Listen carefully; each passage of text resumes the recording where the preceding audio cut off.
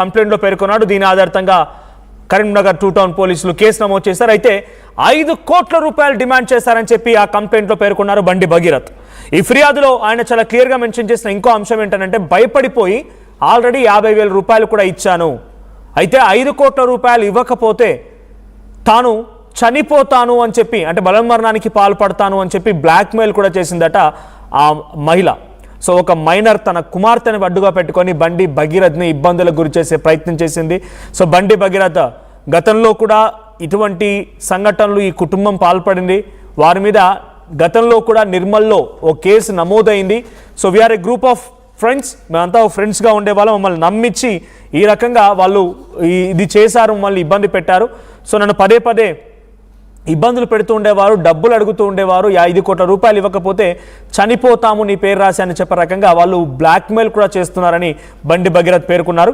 So ఆ FIR copy కూడా మీకు ఆర్టీవీ స్క్రీన్ పై కనబడుతుంది. Under section 308 of 5, 351 of 2, 61 of 2, రెడ్వే 3 of 5 ఈ సెక్షన్ల కింద కరీంనగర్ 2 టౌన్ పోలీసులు ఎఫ్ఐఆర్ నమోదు చేశారు.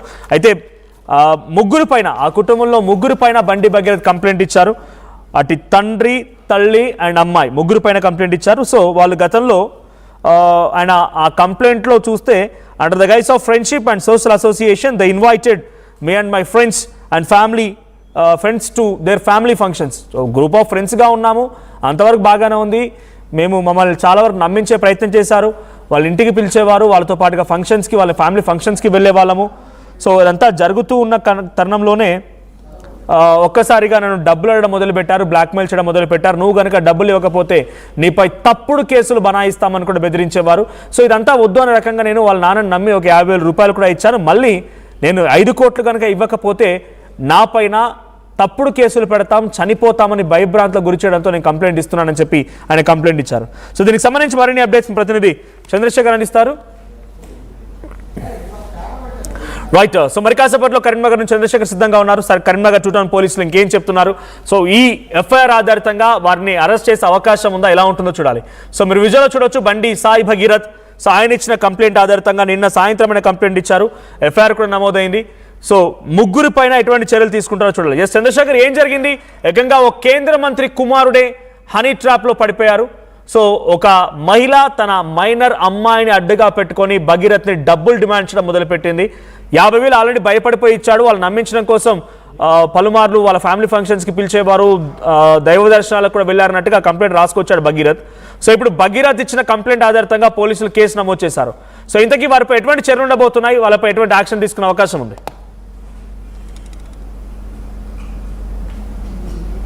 పండిత్ సంజయ్ కుమారుడు Sai Bhagirath Karimnagar 2 town police station లో ఫిర్యాదు హైదరాబాద్ చెందినటువంటి ఒక ఫ్యామిలీ వాళ్ళకి సంబంధించినటువంటి పేర్లను మెన్షన్ చేస్తూ వాళ్ళతో కామన్ ఫ్రెండ్ ద్వారా పరిచయమైనటువంటి నేపథ్యంలో పలుమార్లు ఫంక్షన్లకు వెళ్ళాము, తిరుమల తిరుపతి అలాగే అరుణాచలం లాంటి ప్రాంతాలకు వెళ్ళాము, వాళ్ళు కలిశాము. దీనిలో భాగంగా తమ కూతుర్ని వివాహం చేసుకోమని చెప్పి తన పైన ఒత్తిడి తెచ్చారు. దీనిలో భాగంగా నేను రిసీవ్ చేశాను. ఈ క్రమంలోనే ఒక 50,000 రూపాయలు సైతం ఇవ్వడం జరిగింది అని చెప్పి ఆ ఫిర్యాదులో పేర్కోవడం జరిగింది. తనకి హాని ప్రాప్తి గురి చేశారు, తనని బెదిరించారు. 5 కోట్ల రూపాయలు ఇవ్వాలి, లేదంటే నేను అటెంప్ట్ చేశాను, సూసైడ్ అటెంప్ట్ చేశాను, బలవన్మరణానికి పాల్పడతానని చెప్పేసి బెదిరించారు. దీనిలో భాగంగా తనని ఎక్స్టార్షన్ చేస్తున్నారు, భయభ్రాంతులకు గురి చేస్తున్నారు, బ్లాక్మెయిల్ చేస్తున్నారు అనేటువంటి విధంగా కంప్లైంట్ ఇవ్వడం జరిగింది. దీనిలో భాగంగా ఎఫ్ఐఆర్ నమోదు చేయడం జరిగింది. 351, 361, 308 లాంటి పలు సెక్షన్లు బిఎన్ఎస్ సెక్షన్ల ప్రకారము ఫస్ట్ ఇన్ఫర్మేషన్ రిపోర్ట్ లో కరీంనగర్ 2 టౌన్ పోలీసులు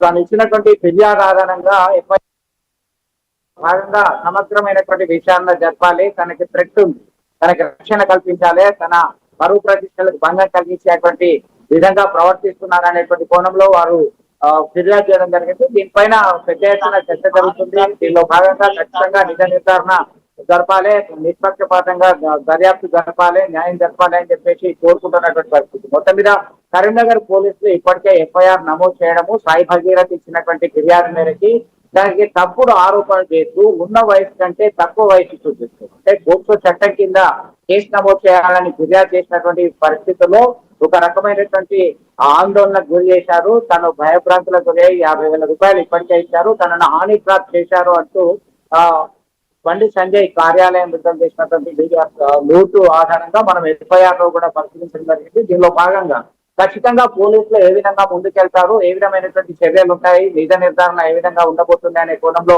పెద్ద ఎత్తున చర్చ జరుగుతుంది. భారత ప్రధానమంత్రి నరేంద్ర మోడీ హైదరాబాద్ పర్యటన నేపథ్యంలో ఇలాంటి ఆరోపణలు ఎదుర్కోవడము, దీనిపైన కేసు నమోదు చేయడము, పరస్పర ఆరోపణలు ప్రత్యారోపణలు జరుగుతున్నటువంటి నేపథ్యంలో సర్వత్రా ఆసక్తికరమైనటువంటి అంశంగా గమనించవచ్చు.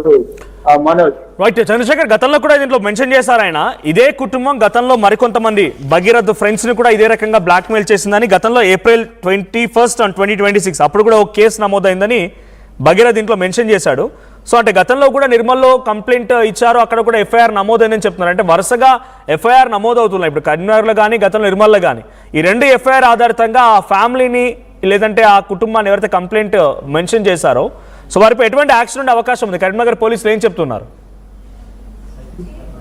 ఖచ్చితంగా వీరు ఇచ్చినటువంటి ఫిర్యాదు ఆధారంగా ఒకవేళ నిజమైనటువంటి ఆరోపణలు ఉంటే వారు నిజ నిర్ధారణ తప్పుతారు, నిష్పక్షపాతంగా చర్యలు ఉంటాయి. ఖచ్చితంగా ఇతన్ని భయభ్రాంతులకు చేసి హాని ప్రాప్తికి పాల్పడేటువంటి పరిస్థితి ఉన్నట్లయితే చట్టం ప్రకారం చర్యలు తీసుకుంటాం, ఖచ్చితంగా శిక్ష ఉండబోతుంది అని చెప్పి పోలీసు వర్గాలు చెప్తున్నారు. దీనికి సంబంధించినటువంటి ఆరోపణలు ప్రత్యారోపణలు కొనసాగుతున్నటువంటి నేపథ్యంలో కేంద్ర హోంశాఖ సహాయ మంత్రి హోదాలో ఉన్నారు, గతంలో బీజేపీ రాష్ట్ర అధ్యక్షుడుగా ఉన్నారు. కరీంనగర్ నుంచి బండి సంజయ్ కుమార్ పైన ఈ విధంగా చేస్తే తనకి రావాల్సినటువంటి లబ్ధి చేకూరుతుంది అనేటువంటి ఉద్దేశంతోనే ఇలా బెదిరింపులకు పాల్పడుతున్నారు, ఎక్స్ట్రాక్షన్ చేశారనేటువంటి కోణంలో ఫిర్యాదు పేర్కొనడం జరిగింది. మేము పూర్తి స్థాయిలో విచారణ జరుపుతాము, విధించినటువంటి ఫిర్యాదు స్వీకరించాము, ఎఫ్ఐఆర్ నమోదు చేశాము, పలు సెక్షన్లు సైతం నమోదు చేసినటువంటి విషయాన్ని గుర్తు చేస్తున్నటువంటి పరిస్థితి. ఆన్ రికార్డ్ గా ఇప్పుడు పోలీసులు మాట్లాడడానికి సుముఖంగా లేరు. దీనిపైన త్వరలోనే పూర్తి సమాచారం అందిస్తాము మీడియాకి అని చెప్పి పోలీస్ వర్గాలు చెప్తున్నటువంటి పరిస్థితి ఉంది. మనోజ్, మొత్తం మీద ఈ పరిస్థితికి సంబంధించి సాయి భగీరథ్ ఇచ్చినటువంటి ఫిర్యాదు మేరకు మాత్రము చర్యలు ఖచ్చితంగా ఉంటాయి. ఏం జరిగింది అనే కోణంలో విచారణ చేస్తాము. సాయి భగీరథ్ కామన్ ఫ్రెండ్ ఎవరు, ఎప్పుడు వెళ్ళారు, ఎన్నిసార్లు వీళ్ళు ఆ సోషల్ యాక్టివిటీస్ లో పాల్గొన్నారు, తిరుమల కావచ్చు, అరుణాచలం కావచ్చు, వెళ్ళినటువంటి పరిస్థితి ఏంటి, ఇతను 50,000 రూపాయలు ఇవ్వడానికి కారణం ఏంటి, దానికి ఉన్నటువంటి ఆధారాలు ఏంటి, ఆ తర్వాత 5 కోట్ల రూపాయలు ఎందుకు డిమాండ్ చేయాల్సి వచ్చింది అనేటువంటి పూర్తి స్థాయిలో మేము విచారణ సమగ్రంగా జరుపుతాం, చర్యలు తీసుకుంటాం. ఖచ్చితంగా భయభ్రాంతులకు గురి చేసే విధంగా, ఎక్స్ట్రాక్షన్ చేసే విధంగా ఎవరు ప్రవర్తించినా, ఎవరిని చేసినా కానీ so fundamental rights of the citizens protector, ప్రాథమిక హక్కులకు భంగం కలిగే విధంగా ఎవరు ప్రవర్తన వారి మీద ఖచ్చితమైన చర్యలు ఉంటాయని చెప్పేసి అవసరికాలు చెప్తున్నటువంటి పరిస్థితి గమనించుకుంటున్నాం. Thank you Chandrashekar. సో మొత్తంగా కేంద్ర మంత్రి బండి సంజయ్ కుమారుడు భగీరథ్ హనీ ట్రాప్ కి గురయ్యారు. ఆయనని ఓ కుటుంబం వేధిస్తోందని, డబ్బుల కోసం డిమాండ్ చేస్తుందని ఒక మైనర్ బాలికను పట్టుకొని తన తల్లి ఆ మహిళ పదే డబ్బులు అడుగుతూ ఉండేదని, 5 కోట్ల రూపాయలు ఇవ్వాలని, లేదంటే తప్పుడు కేసులు మీపై పెడతాము, పరువుకు నష్టం కలిగిస్తామని రకంగా బ్లాక్మెయిల్ చేస్తూ ఉండేవారని చెప్పి భగీరథ్ ఆ కంప్లైంట్లో పేర్కొన్నారు. ఇప్పుడు భగీరథ్ ఇచ్చిన కంప్లైంట్ ఆధారంగా కరీంనగర్ 2 టౌన్ పోలీసులు కేసు నమోదు చేశారు. 3పై కేసు నమోదైంది. అటు ఆ కుటుంబం మొత్తం కూడా ఇప్పుడు ఈ ఎఫ్ఐఆర్లో పలు సెక్షన్ల కింద కేసు ఎదుర్కొంటున్నారు. గతంలో కూడా ఏప్రిల్లో నిర్మల్ పోలీస్ స్టేషన్లో కూడా కేసు నమోదైందన్నట్టుగా ఇటు భగీరథి కంప్లైంట్ రాసుకొచ్చారు. సో ఇప్పుడు ఈ కంప్లైంట్ ఆధారంగా పోలీసు ఎటువంటి ఇన్వెస్టిగేషన్ చేస్తారో చూడాలి. ఆ హనీ ట్రాప్ జరిగిందా, ఏ రకంగా జరిగింది, ఈ హనీ ట్రాప్లో ఇంకా ఎవరైనా ముఠా ఉన్నారా, బండి భగీరథ వాళ్ళ ఫ్యామిలీతో ఫ్యామిలీ ఫంక్షన్స్కి లేకపోతే గ్రూప్ ఆఫ్ ఫ్రెండ్స్గా ఉండే వాళ్ళము, వాళ్ళ రెగ్యులర్గా వాళ్ళ ఫంక్షన్స్కి బట్టి అటెండ్ అయ్యే వాళ్ళమని చెప్తున్నారు. సో ఇవన్నింటినీ కూడా ఇన్వెస్టిగేషన్ చేసే అవకాశం ఉంది. మరి ఈ కేసులో ఎటువంటి నిజాలు బయటపడతాయో చూడాలి.